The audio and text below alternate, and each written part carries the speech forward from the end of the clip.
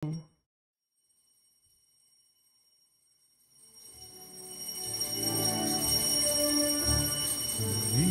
ang Panginoon, umawit ng kagalakan, at tugtugin ang gitara, at ang kaaya-ayang lira.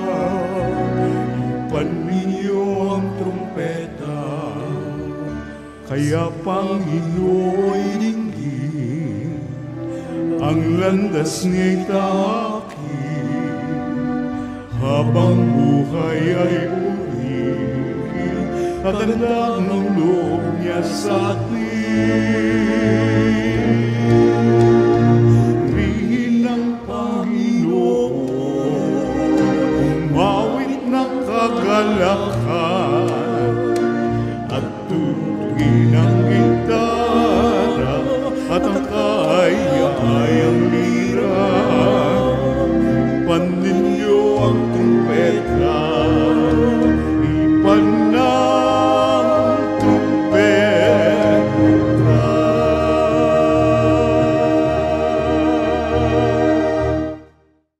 Sa ngalan ng Ama at ng Anak at ng Espiritu Santo, Amen. ang pagpapala ng ating Panginoong Hesukristo, ang pag-ibig ng Diyos Ama, at ang pakikipagkaisa ng Espiritu Santo, naway sumainyong lahat. At sumaiyo rin. Mga kapatid, tinipon tayo bilang mga kaanib na angkan ng Diyos, kaya dumulog tayo sa maawaing Panginoong nagpapatawad ng lubos. Sinugong tagapagpagaling sa mga nagsisisi, Panginoon, kaawaan mo kami. Panginoon, kaawaan mo kami. Dumating na tagapaganyayang mga makasalanay magsisi, Kristo, kaawaan mo kami. Kristo, kaawaan mo kami. Nakaluklok ka sa kanan ng Diyos Ama para ipamagitan kami. Panginoon, kaawaan mo kami. Panginoon, kaawaan mo kami. Kaawaan tayo ng makapangyarihang Diyos, patawarin tayo sa ating mga kasalanan at patnubayan tayo sa buhay na walang hanggan. Amen. Manalangin tayo. Ama naming makapangyarihan, gawin mong lagi naming matapat na sundin ang loob mo upang kami wagas na makapaglingkod sa iyo sa pamamagitan ni Jesucristo kasama ng Espiritu Santo magpasawalang hanggan. Amen. Magsiupo ang lahat. Pagbasa mula sa sulat ni Apostol San Pablo sa mga taga-Roma. Mga kapatid, hindi nag-alinlangan si Abraham sa pangako ng Diyos, kundi lalo siyang tumibay sa pananalig at pinuri niya ang Diyos. Lubos siyang nananalig na matutupad ng Diyos ang kanyang pangako, kaya't dahil sa kanyang pananalig, siya'y pinawalang sala. Ngunit ang salitang pinawalang sala ay hindi lamang para sa kanya, kundi para rin sa atin. Tayo'y pinawalang sala dahil sa ating pananalig sa Diyos na muling bumuhay kay Jesus na Panginoon natin.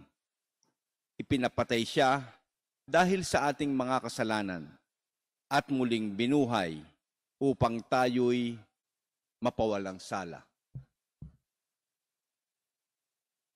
Ang salita ng Diyos. Salamat sa Diyos. Ang tugon po sa bawat saknong ng salmo, Poong Diyos ay purihin, nilingap niya ang Israel. Ulitin po natin. Poong Diyos ay purihin, nilingap niya ang Israel. Nagpadala ang Diyos sa atin ng isang makapangyarihang tagapagligtas mula sa lipi ni David na kanyang lingkod. Ipinangako niya sa pamamagitan ng kanyang mga banal na propeta noong una. Poong Diyos ay purihin, nilingap niya ang Israel. Na ililigtas niya tayo sa ating mga kaaway at sa kamay ng lahat ng napopoot sa atin. Ipinangako rin niya na kahahabagan ng ating mga magulang at aalalahanin ang kanyang banal na tipan. Poong Diyos ay purihin, nilingap niya ang Israel. Iyan ang sumpang binitiwan niya sa ating amang si Abraham. na ililigtas tayo sa ating mga kaaway, upang walang takot na makasamba sa Kanya at maging banal at matuwid sa Kanyang paningin habang tayo'y nabubuhay. Poong Diyos ay purihin, nilingap niya ang Israel.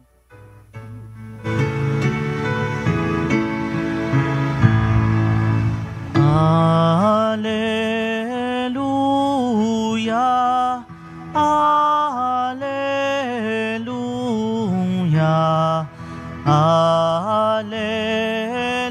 Alleluia, Alleluia.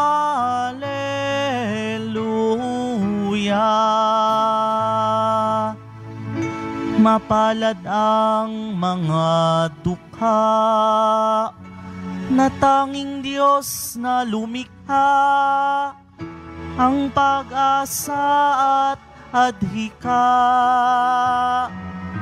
Alleluia,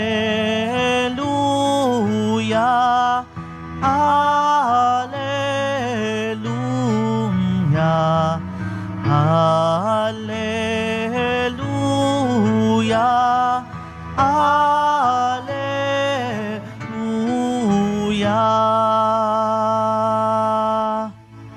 Sumainyo ang Panginoon. At sumaiyo rin. Unang balita ng Panginoon ayon kay San Lucas. Papuri sa iyo, Panginoon. Noong panahong iyon, sinabi kay Jesus ng isa sa mga tao, Guro, iutos nga po ninyo sa kapatid ko na ibigay sa akin ang bahagi ko sa aking mana.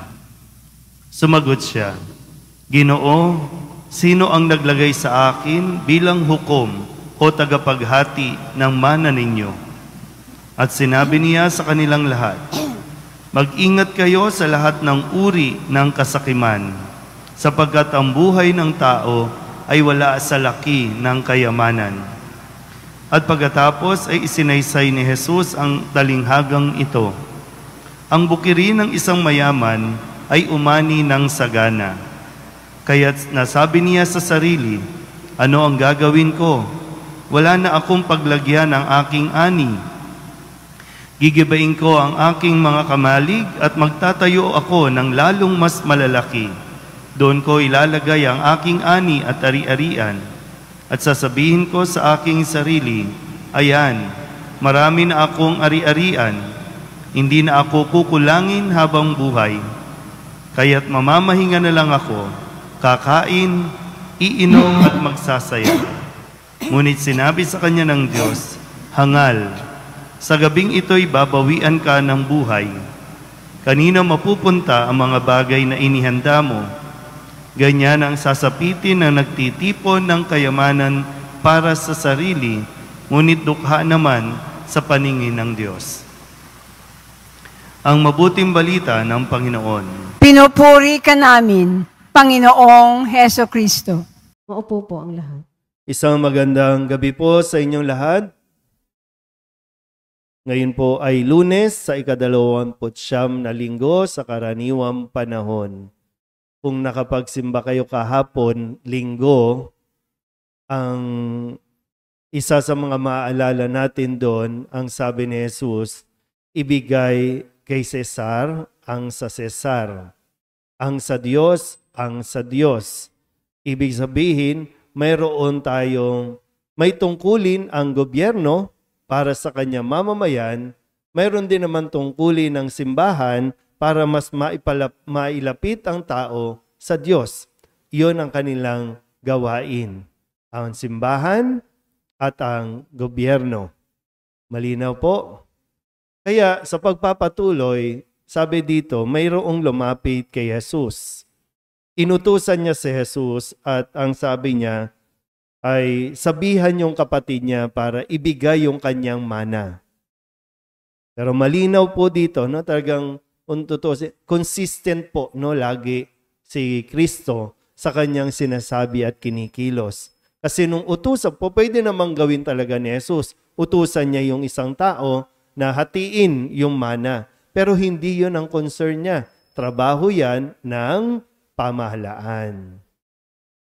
Kaya nga 'di ba sabi niya, sino ako para sino ang naglagay sa akin para maging hukom o tagapaghati ng mana ninyo? Hindi yan ang concern ko. Malinaw po ba? Kaya kung may mga ganitong issue tayo na iniiyak-iyak ninyo sa harapan ng Diyos, idinudulog ninyo sa harapan ng Diyos, iniluluhod nyo pa dahil lamang sa pag-aaway-away ng magkakapamilya at ang pinag-aawayan ay lupa. Yung mana, lupa, pera. Para bang pang, Lord, tulungan mo naman po ako kasi hindi ako binabayaran ng kapatid ko, umutang siya. Lord, tulungan mo naman po ako para mahati naman. Wag naman po yung kapatid ko sakim, gahaman sa lupa. O ngayon, kung papakinggan natin ng mabuti, bakit kayo sa akin lumalapit? Diba? May gobyerno, may barangay. Diyan nyo ayusin yan. Trabaho nila yan. Kasi kung lalapit tayo sa Diyos at ito ang concern, malinaw na tigilan mo na yan. Para ba ang maririnig natin kay Jesus, ipaubaya mo na. Kung kinuha sa iyo, hayaan mo na. Yun ang side ni Jesus. Marami sa atin, kinamamatayan yung pag-aaway-away ng lupa. Kala mo naman, napakalaking lupa. Ilan ba sa inyo, ilan ba sa atin yung pamilya, kung sa side ng magulang, sa side ng tatay, ng nanay, nagkakapatayan, nagkakasumpaan dahil lang sa lupa. Na kung tutuusin, pinaghirapan yan ng ninuno, pinaghirapan yan ng magulang nyo. Para sa kanila dapat yan para mamuhay naman sila na, di ba, pag nag-retire, maayos ang buhay nila. Tapos pag-aaway-awayan ng mga anak, mahiya naman tayo. Tapos lalapit tayo sa Diyos sa para bang aping-api tayo. Na po pwedeng, bakit yung pinag-aagawan? Parang gano'n lang, no? Tingnan lang natin, no? Bakit hindi ka magtrabaho ng sarili mo? Umaasa ka sa mana. Umaasa ka sa makukuha mo. Bakit di ka magtrabaho? Bakit di ka magsumikap? Yung nanay mo nga, tatay mo, nagsumikap para makapagpundar. Tapos ikaw ngayon, aasa ka na lang doon sa pinaghirapan at pinagpaguran nila? Well, maganda sana kung naturuan kasi yung mga anak na paano mag-share, paano magbigay, paano magpaubaya. Minsan nakapabayaan na rin, pinamuhay sa layaw na hindi nagsumikap, di nagpagod, di nagtrabaho. Kaya natatakot, paano tayo ngayon? Ito na lang ang pag-asa natin, yung pera na iniwan ng magulang.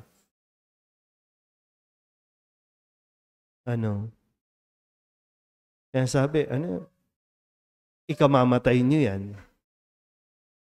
Kaya nga sabi dito, di ba, yung para mas maintindihan ng lalaki na kung ano ang kanya magiging desisyon, kasi dapat magdesisyon na itong lalaking ito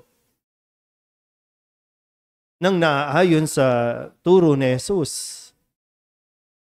Kasi kahit makuha, para bang gano'n, no? Kahit makuha mo yung kalahati ng mana mo, paano ka nakakasiguradong buhay ka pa bukas? Diba sabi, hangal, kukunin ka na ng Diyos bukas. Yung mga inipon mo, pinagpaguran nyo, pinag-aawayan nyo, maiiwan lang din yan.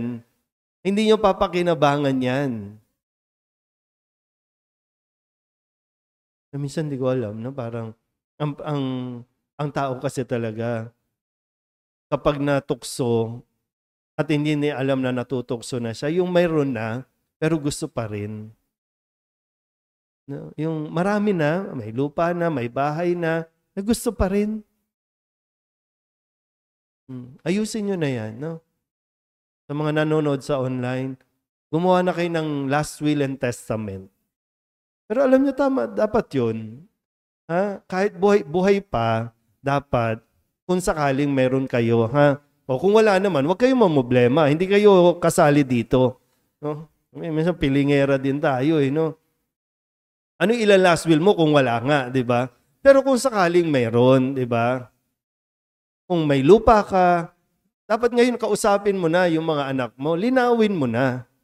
Para alam na nila. Inaayos na yan kasi nga hindi natin alam. Ngayon, masigla. Bukas, wala na. Ano po yan? No? Hindi po yan sa yung bang pinangungunahan natin, kundi yung isang bahagi na kailangan maging handa ka. Ihanda mo. Kung nakapagpundar ka, may bahay at lupa ka, di ayusin mo na yung last will mo. No, para bang, kung sakaling mamatay na ako at mayroon pa akong natitirang pera, divided into, di tapos. Ngayon kung sakali, minsan kasi talaga may gano'n, no? Hindi mo alam kung paano siya nahubog. Mayroon talaga minsan sa kapamilya na nagiging selfish, no? Nagiging sakim. Yung hindi nakukontento sa share niya. Gusto niya yung mas malaki sa kanya. Ang values kasi na tinuturo ni Jesus, paubaya mo na sa kanya. Maubos din naman yan. Pero ikaw, pag nagsumikap ka, iyo yan. Hindi niya na makukuha yan. Iyo talaga yan. May mga bata dito, no? Bata pa lang, tinuturuan na paano magsumikap para sa kanila. Hindi pwedeng laging bigay ng bigay. Kasi pag nawala ang mga magulang, paano sila tatayo sa sarili nilang mga paa kung hindi sila naturuan? Malinaw ba? Magkakasakit kayo sa ginagawa ninyo. Isip kayo ng isip sa mga inutang sa inyo ng mismong kadugo mo. Kung tutusin naman, wala na eh. Ano na lang yan, no? Di ba, no? Basta pag, hindi ko alam, no? Pero kung may kapatid na nagbayad, salamat. Pero kung hindi nagbayad, naku, hayaan nyo na. Huwag nyo ipagpapalit yung relasyon ninyo dahil lang sa hindi nagbayad. Dahil lamang sa pakiramdam mo, nakakalungkot din kasi marinig na hindi lang nagbayad, sasabihan nyo na sakim, gahaman, tapos paparinig nyo sa mga pamangkin, sa mga anak, hindi maganda. Ulitin ko, no? Kung yan ang concern natin ngayon, na idinudulog sa Diyos, deadma yan. Kaya dapat alam mo na kung ano ang dapat gawin at kung ano ang desisyon ni Jesus sa ganyang usapin. Amen?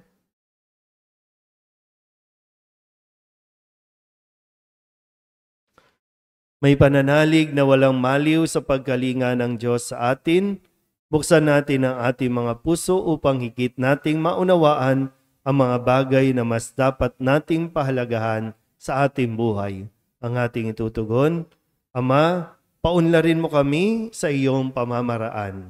Ama, paunlarin mo kami sa iyong pamamaraan.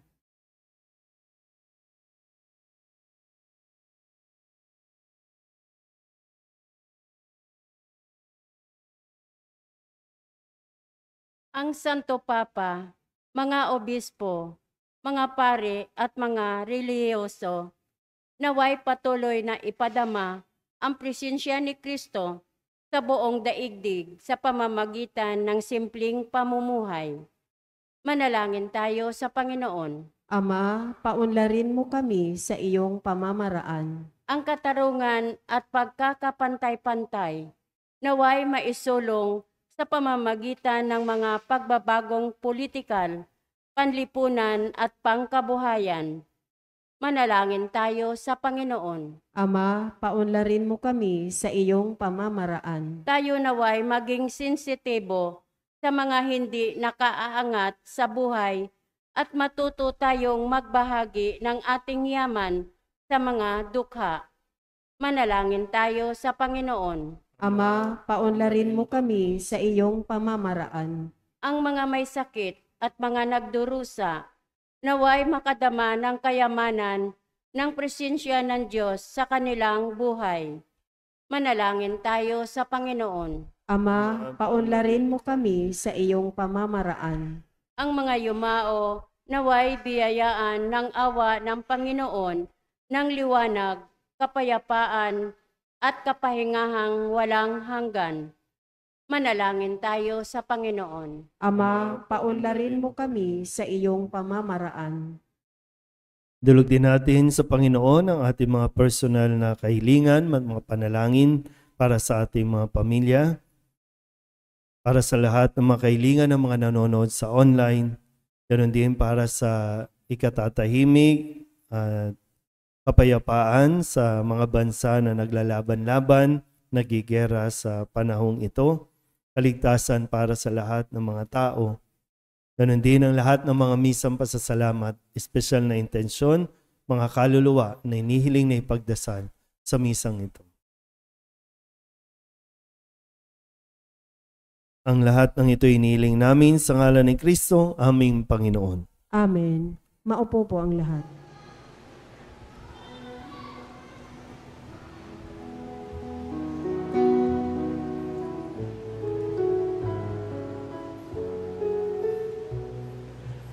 Himig mo ang awit ko, lahat ng ito'y nagmula sa iyo, muling ihahandog sa iyo, buong puso kong inaalay sa iyo. O Diyos, o Panginoon, lahat ay biyayang aming inampon, aming buhay at kakayahan. Ito'y para lamang sa iyong kalwalhatian.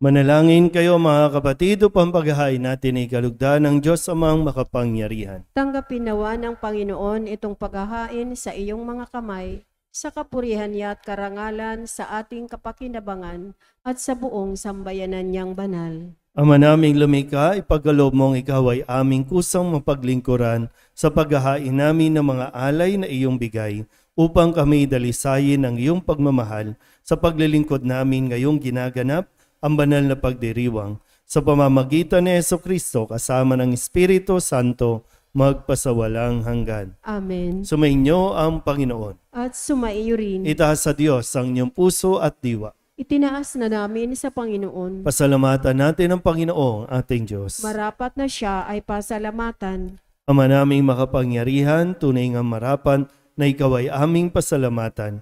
Ikinalugod mong likain ang sanlibutan na iyong pinagbabago at idinarangal sa pamamagitan ng iyong anak na kinalulugdan, kaya't utang na loob ng iyong mga itinatangi at ng mga banal na kapiling mong lagi ang iyong paggiliw at pagkakandili. Kaya kaysa ng mga anghel nagsisiawin ng papuri sa iyo na walang humpay sa kalangitan, kami nagbubunyi sa iyong kadakilaan.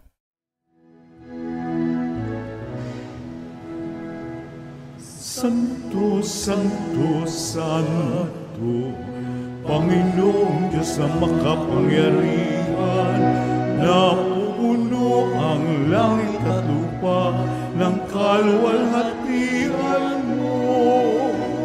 Hosana sa kaitaasan, pinagpala ang naparirito sa ngalan ng Panginoon. Hosana sa kaitaasan. Ama naming banal, ikaw ang bukal ng tanang kabanalan. Kaya't sa pamamagitan ng iyong Espiritu, gawin mong banal ang kaloob na ito upang para sa aming maging katawan at dugo ng aming Panginoong Hesu Kristo. Bago niya pinagtiis ang kusang loob na maging handog, inawakan niya ang tinapay, pinasalamatan kaniya, pinaghati-hati niya iyon, iniabot sa kanyang mga alagad at sinabi, tanggapin ninyong lahat ito at kanin, ito ang aking katawan na ihahandog para sa inyo.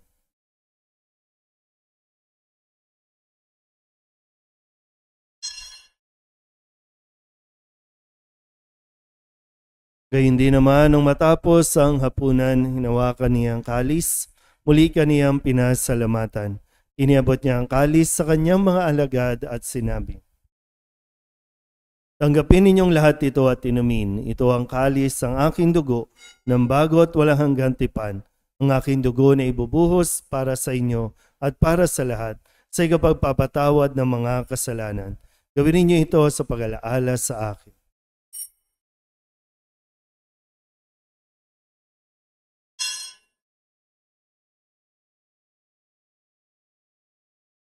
Ipagbunyi natin ang misteryo ng pananampalataya. Si Kristo'y namatay, si Kristo'y nabuhay, si Kristo'y babalik sa wakas ng panahon. Ama, ginagawa namin ngayon ang pag-alaala sa pagkamatay at muling pagkabuhay ng iyong anak, kaya tiniaalay namin sa iyo ang tinapay na nagbibigay buhay at ang kalis na nagkakaloob ng kaligtasan. Kami napapasalamat dahil kami iyong minarapat na tumayo sa harap mo para maglingkod sa iyo. Isinasamo namin kami magsasalo-salo sa katawan at dugo ni Kristo ay mabuklod sa pagkakaisa sa pamamagitan ng Espiritu Santo. Ama, lingapin mo ang iyong simbahang laganap sa buong daigdig. Puspusin mo kami sa pag-ibig kay San Francisco na aming Papa at ni Jose na aming Obispo at ng Tanang Kaparian.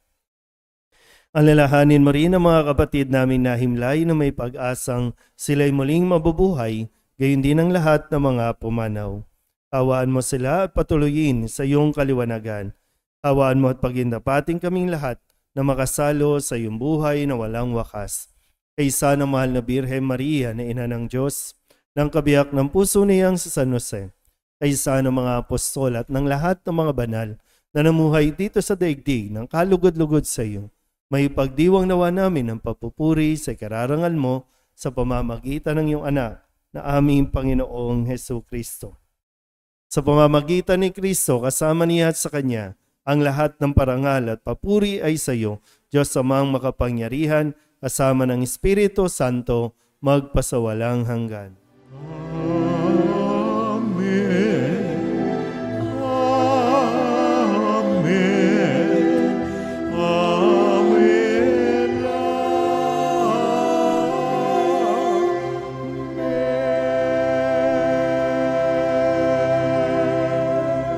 Sa tagubili ng mga nakagagaling na utos at turo ni Jesus sa Panginoon natin at Diyos, ipahayag natin ang lakas loob.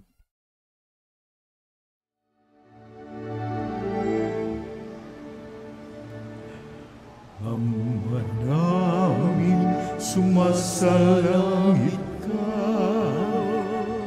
sambahin ang ngalan mo.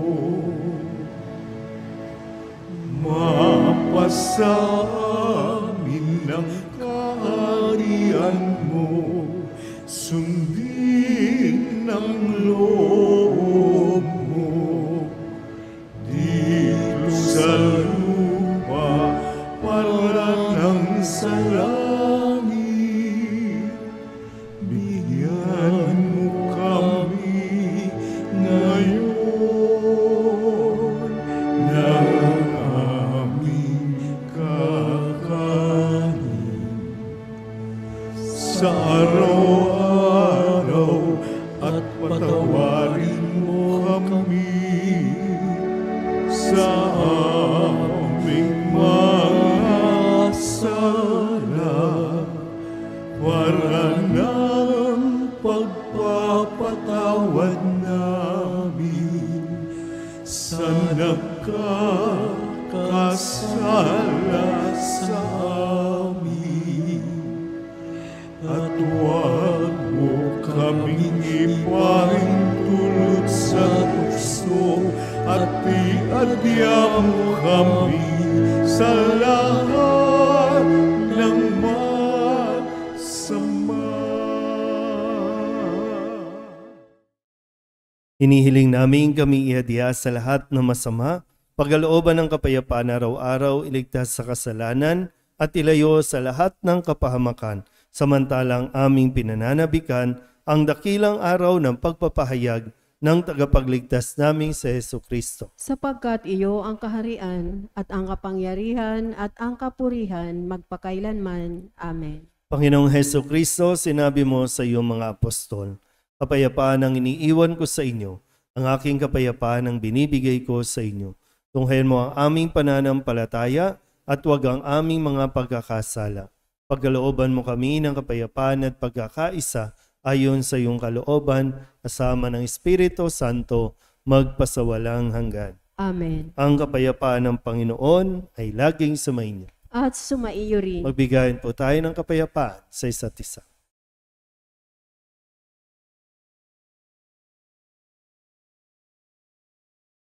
Kordero ng Diyos na nag-aalis ng mga kasalanan ng sanlibutan, maawa ka sa amin.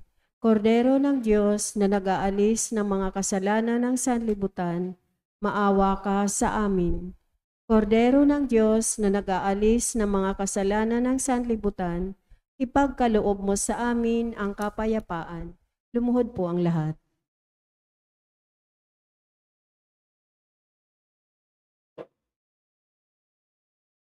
Ito ang kordero ng Diyos. Ito ang nag-aalis ng kasalanan ng sanlibutan. Mapalad ang mga inanyayahan sa kanyang piging. Panginoon, hindi ako karapat-dapat na magpatuloy sa iyo, ngunit sa isang salita mo lamang ay gagaling na ako. Katawan ni Kristo. Amen.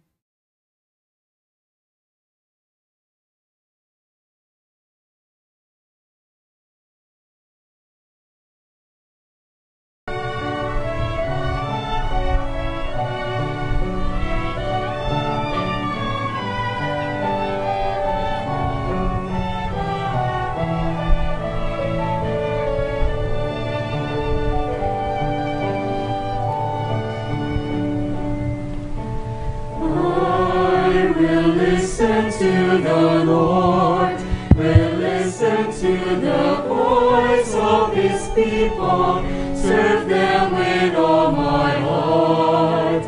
I will listen to his words and call upon the Lord for his people to live in faith and truth and in love.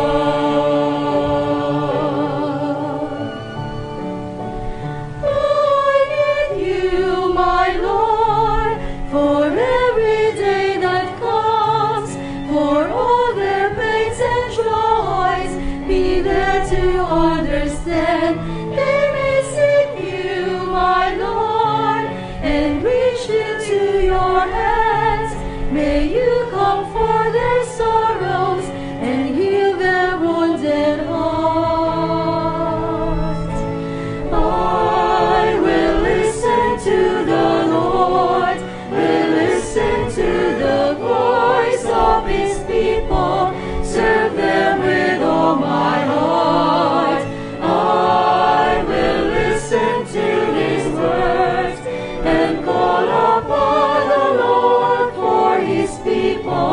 To live in faith and truth and in love.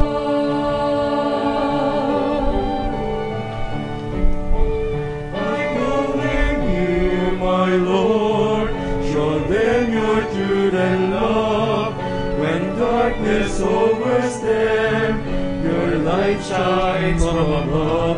I will be there, my Lord, to lead at your command.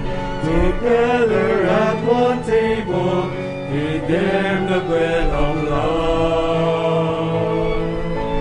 I will listen to the Lord, will listen to the voice of his people, serve them with all my heart.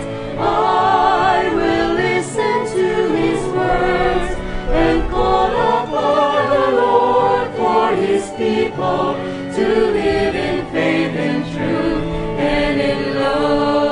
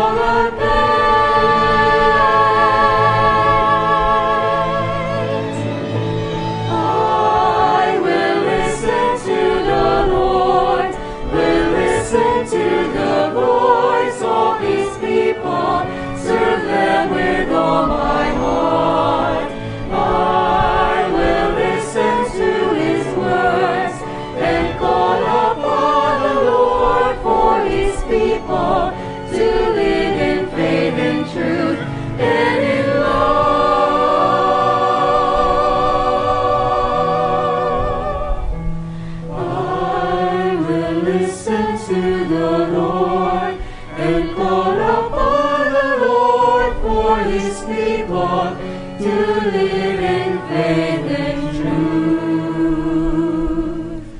and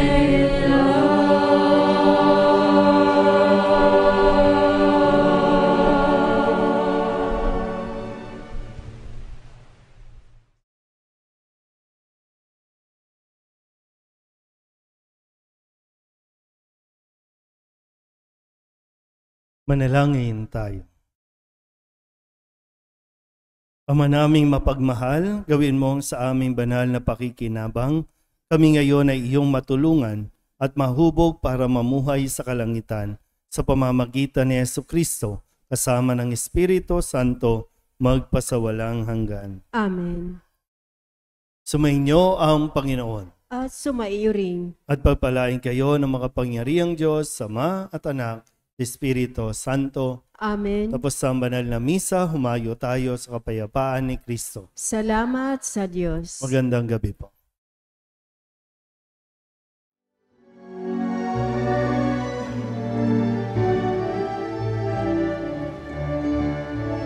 Humayo na't ipaya, kaniyang pagkalingat habang sa buhay, pag-ibig at katarungan, tanda ng kanyang kaharian. Sa panahong tigang ang lupa, sa panahong ng ani sagana, sa panahon ng digmaan at kauluhan, sa panahon ng kapayapaan, humayon at ipahayag kanyang pagkalingat habang sa buhay, pag-ibig at katarungan,